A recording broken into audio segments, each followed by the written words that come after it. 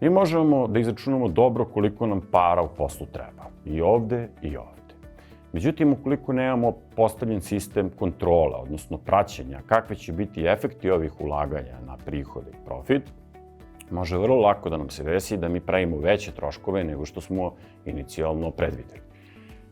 Postoje prosto organizacioni delovi u firmi koji doprinose i neki organizacioni delovi u firmi koji baš i ne doprinose profitu.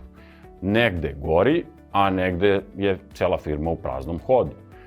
I sada, kada nemate postavljen sistem koji jasno meri šta se dešava, odnosno koji organizacioni delovi firme se drže u okviru zadatih troškova i opravdavaju svoje ulaganja, a koji ne, posledica će biti da će ovi troškovi proklizati, odnosno bit će mnogo veća ova kućica nego što smo zamislili i onda će profit biti mnogo manji.